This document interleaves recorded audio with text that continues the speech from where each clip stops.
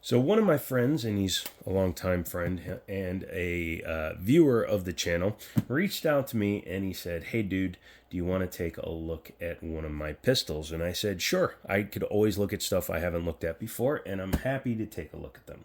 And he said, "Cool, it's an HK," and my ears immediately perked up. I'm a big fan of HK pistols. I think they make some of the coolest guns in the world, if not the most reasonably priced.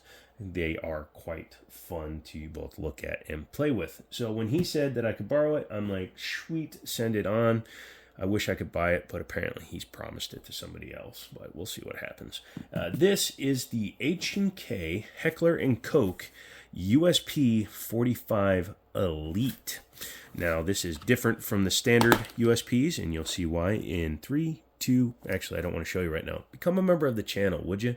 You're helping me grow the channel. You can have input into the channel, and if you want to donate stuff to the channel like guns, ammunition, targets, things like that, it'd be much appreciated. Also, maybe get subscribed. Cool, we're past a minute, so YouTube, this is educational. Let's get into it. Anyways, what we have in the box is a very big boy gun. As you can see, it is clear, and yes, this is the USP Elite chambered in 45 ACP. The USP Elite is kind of like the middle ground between the Expert and the Mark 23. Yes, I know, before you freak out, the Mark 23 is a different gun. Shush, shush, shush. I'm saying it kind of bridges the gap. This is a competition-oriented gun, whereas the Mark 23 was a, well, still is, because it's in production still, a duty gun. You know, it was designed to be carried by SOCOM operatives and stuff.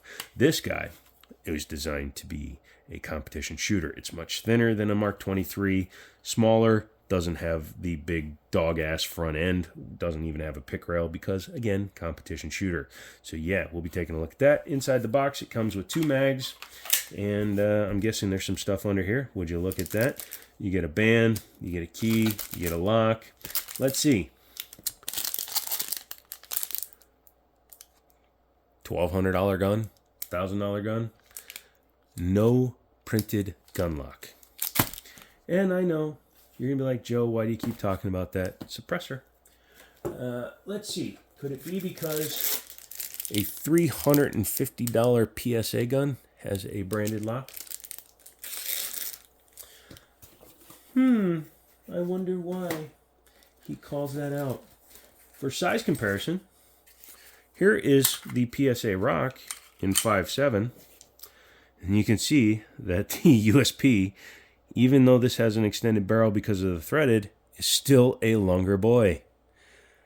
Thickness is about the same though. Yeah, but this shoots 45 ACP, where this shoots 5.7 by 28. Look, I have it sitting on the couch because I'm batch filming, all right? That's why also you should become a member. Join at the $2 level. You see all the extra videos. You don't have to worry about paying extra, and you get all these videos that I batch filmed ahead of schedule. E-begging, gotta love it. Technically not e-begging. I'm not telling you why I need the money. I just want you to give us money so we can grow the channel. Oops, he just told you. But yeah, awesome gun, chambered for 45 ACP or 9mm. My dude just happens to have the right taste. Polymer frame, steel slide. As you can see, this comes from another country. It's an import, so they do have markings on the barrel, the slide, and the frame. Outside of the United States, all 3 components are actually tracked. Here in the United States, only the frame. That is the most important part, but all the numbers do match on this gun. It has all of its markings for proofing and stuff on it. I like that. I like the grip. It has some texturing there with some like pyramids right there. It's nice. The front strap on it is actually nice and grippy. Gets you a good grip on it.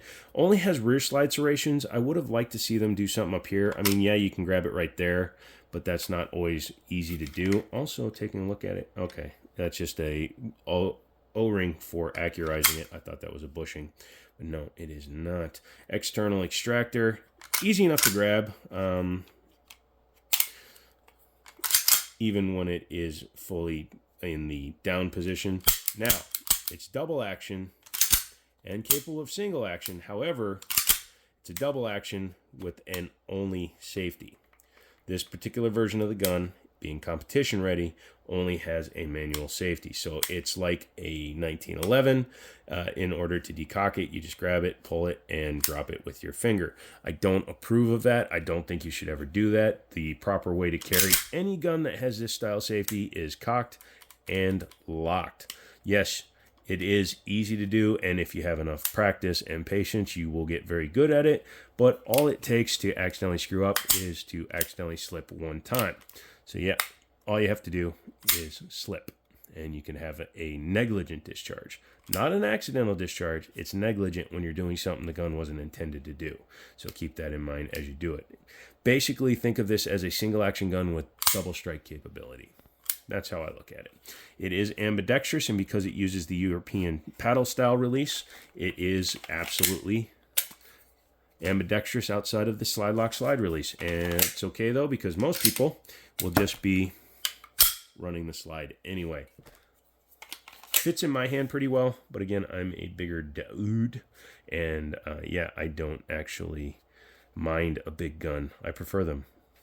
Interestingly though, this is not a super high capacity mag. It's the same capacity as a standard USP at 12 rounds plus one in the chamber. So it's a 13 round capacity, which is not super high when you consider that a 2011 chambered in 45 will usually carry 14.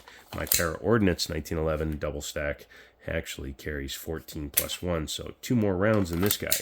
You can see the way it's been cut, so the extended barrel with the cut underneath the dust cover, because the spring is actually the standard length for a USP Expert. It just happens to be on a USP Elite. The sights on this guy, don't know why. It has a very high front sight, which is an interesting choice, especially since it has a fully adjustable rear. They could have went with a lower height, maybe fiber optic sight. It's easy enough to pick up-ish. I would put some high-vis paint on that front. Breech lockup with a fully open chamber design, which is pretty much SIG style as well. I don't know what I just did with my SIG Sauer. I put it somewhere. Yeah, that's right. He just claims he misplaced an entire gun. That happens in this world. But yeah, it's not a bad sight picture. Being a 6-inch barrel, it gives you a very long sight radius. With the safety not being a decocker, it also gives you the 1911 shelf for holding. Yeah, it feels really nice in the hand. Let's talk about the trigger real quick. Let's go ahead and close this up. Move the box, and we will talk about the trigger. Like I said, it is double action to single action when you are first firing it. But without a decocker, I don't really consider it double action to single action. Let's just call it double strike.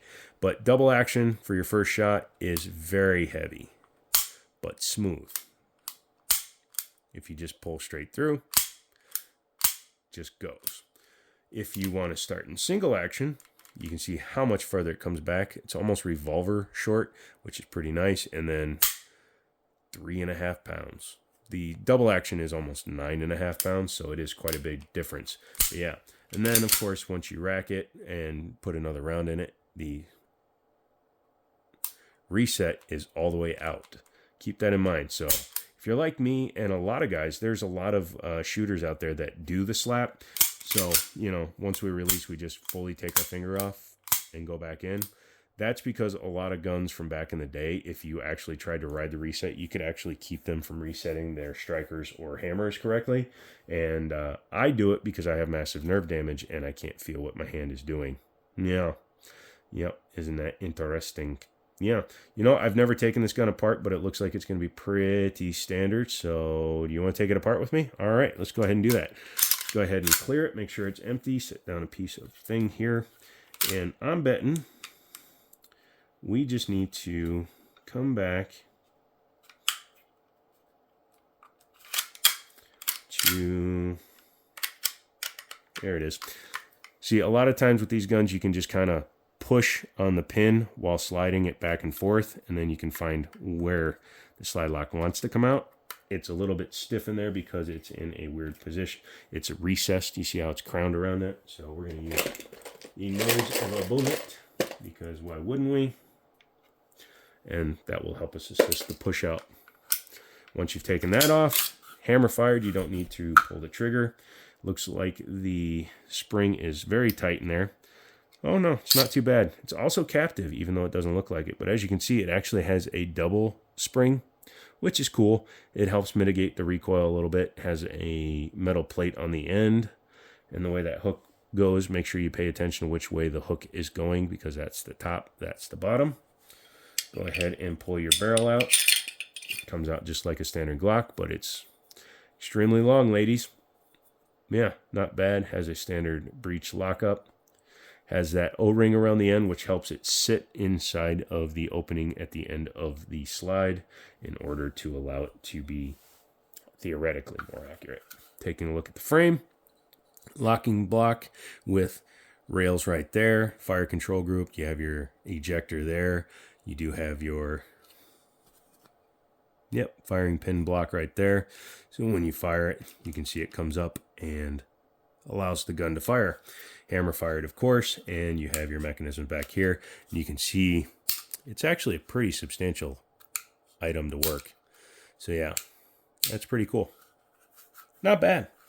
Reassembly is the opposite of disassembly, so go ahead and just do that. Do that. Take this, again, that hook is important because it's going to lock into the back of there. It's actually going to force the whole assembly to go forward.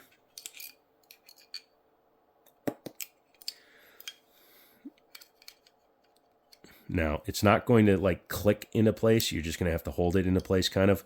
As you can see, we are flat there. So what we're going to do now, there we go. It's flat-ish. That spring is distorting the look, but yeah, it is flat. So go ahead and take your gun, take your frame, take your slide. Go ahead and set it down there. It's nice that it has a shelf. I just happened to miss it as I was coming through. Make sure everything is down. There we go. You may have to give it a little bit of a zhoosh to get it back on because of how tight the springs and stuff are. Typically, you can tell right by that. So you can go ahead and start your slide lock back in, pull it back to the reassembly spot, and put it back into its position. Not bad. Let me know what you guys think down below. Would you rock a 6-inch 45 ACP Heckler & Koch? Or is it something that's just a little bit too weird, ostentatious, and bizarre for you? Also put Euro release if you made it this far in the video. If you are interested in hanging out, I do live streams 3 times a week, Monday, Wednesday, and Friday, starting at 7 p.m. and going until I'm either tired or can no longer see.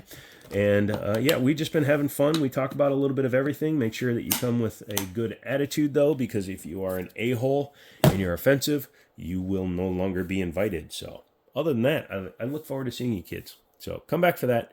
Leave me a thumbs up. Become a member of the channel. And as in always, I will speaketh, toeth, youeth, latereth. Goodbyeth, guyeth.